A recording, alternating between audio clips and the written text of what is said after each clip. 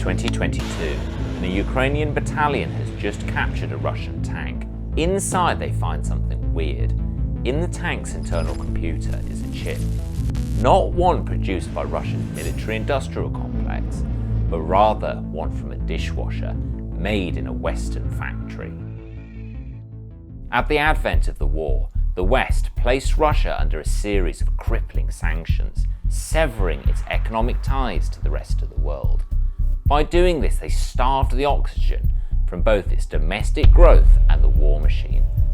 Under these sanctions, these parts should never have been able to make it into the country, let alone its military.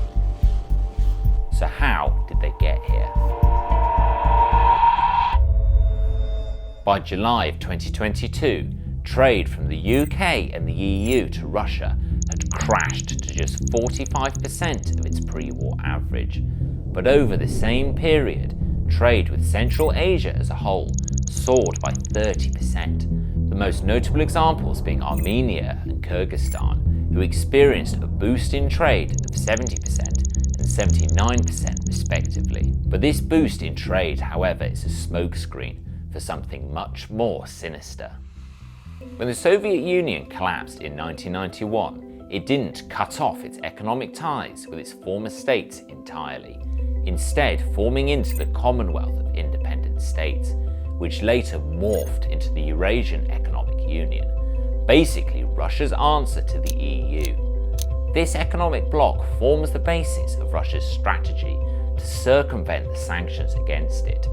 Goods are first legally imported from the West to companies set up in ex-Soviet states and then transported across the border into Russia. Most of these ex-Soviet states deny that this is happening, with Armenia's Prime Minister describing them as nothing more than rumours. The evidence, however, shows that there are in fact numerous of these back channels in operation. So how would one of these work? Well, I want to talk you through one in particular. This is a DJI drone. This one's very cute and would never be involved in an illegal occupation, would you, droney? Quick segue. I've always thought the phrase illegal occupation to be a strange one. Like, who exactly decides what's an illegal occupation? And is there such a thing as a legal occupation? Anyway, DJI are the world's largest drone manufacturer.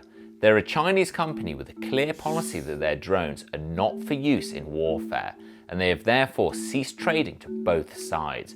But irregardless of how cute he is, many drones just like this one are being used in Russia's occupation. The story of how they are getting there is a fascinating one. In Moscow, there's a company called Nebesnaya Mechanika, owned by a man named Ilya Goldberg. The company markets itself as Russia's leading distributor of DJI drones. At the onset of the sanctions in the beginning of the war, Ilya set up a new company in Kazakhstan known as Aspan Arba.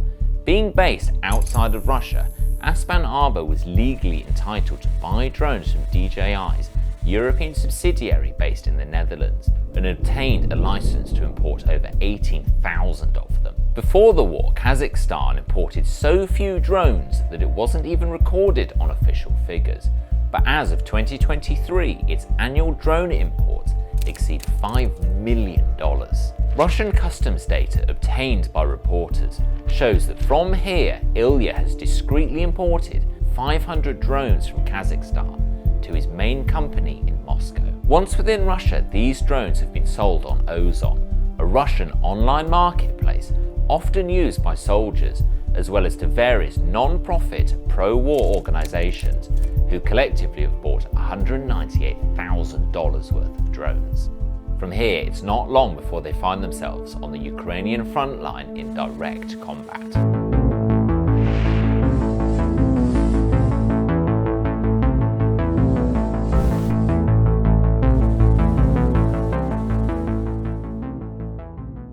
So what do we do from here? How do we go about cutting off these back channels that are feeding the Russian war machine? Well, one way we could do this would be by implementing something called secondary sanctions. This is basically sanctions that apply to any third party that does business with a sanctioned entity. This does come with some diplomatic risks, however. These countries don't do great levels of trade with the West, so it may risk pushing them closer to Russia. Another method would be to offer various financial or investment incentives for countries who cut off trade ties with Russia. I feel like recently, especially with what's been going on in Gaza, the West has experienced a bit of Ukraine fatigue, but I think that this is a conflict that we should still be caring about, and I would argue that it's worth taking further steps to try and close off these back channels due to the devastating difference they're making on the battlefield. So what about you? What do you think would be the best way to strengthen sanctions against Russia? I'd love to hear your thoughts in the comments, and thank you for watching.